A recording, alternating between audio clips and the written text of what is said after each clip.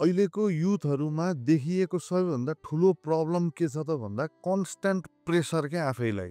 त्यो पनि आफैबाट। चाँडै सक्सेस चाहिएको छ। प्रोडक्टिभ भइराख्नु पर्ने। रेस्ट लियो कि गिल्टी फिल हुने। जे चाहियो चाँडो चाहियो। सोसल मिडियामा अरूको देखावटी लाइफस्टाइल हेरेर हामीले आफूलाई यस्तो धिक्कार्छौँ नि, मैले केही गर्न सकेको छैन भन्ने कुरा यस्तो गढेर बसेको छ, त्यसले कन्स्ट्यान्ट रेस्टलेसनेस क्रिएट गरिदिरहेको छ क्या।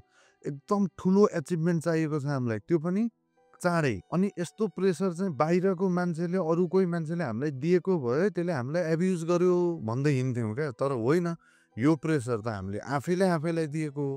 सो हाम्रो सबैभन्दा ठुलो एब्युजर को हो त भन्दा हामी आफू हो क्या। सानो सानो एचिभमेन्टलाई त हामीले गन्नै छोडिसक्यौँ क्या। यो चाहियो, ऊ चाहियो, यसरी हुनु पर्यो, पर्फेक्ट हुनु पर्यो, आउटपुट चाहियो, रिजल्ट चाहियो, त्यो पनि चाँडो चाहियो र एकदम बिग सट एकैचोटि यस्तो ठुलो सक्सेस चाहियो कि जसले हाम्रो लाइफ चाहिँ स्टेबल बनाइदिनु पर्यो। अनि इन्ट्रेस्टिङ कुरा, बाहिरबाट यो प्रेसर केही देखिँदैन हेर्नु। बाहिरबाट हेर्दा मान्छे पुरै चिलमा हुन्छ, तर भित्रभित्र यस्तो बेचैनी र छटपटी पैदा गरिदिरहेको हुन्छ नि यसले। हामीले न दिमाग थाकेर थाहा पाउँछौँ, न शरीर थाकेर थाहा पाउँछौँ। कन्स्ट्यान्ट आफूले आफूलाई पेलै गर्छौँ क्या। सो पहिलो काम, आफूलाई एब्युज गर्न बन्द गरौँ। यस्तो कन्स्ट्यान्ट प्रेसरमा लामो समय बाँचियो भने त्यसले पछि गएर मेन्टल हेल्थ क्राइसिसहरू क्रिएट गर्न सक्छ। तपाईँले सक्सेस पाउँदा त्यसको मजा लिने क्षमता नै हराइसकेको हुन्छ क्या।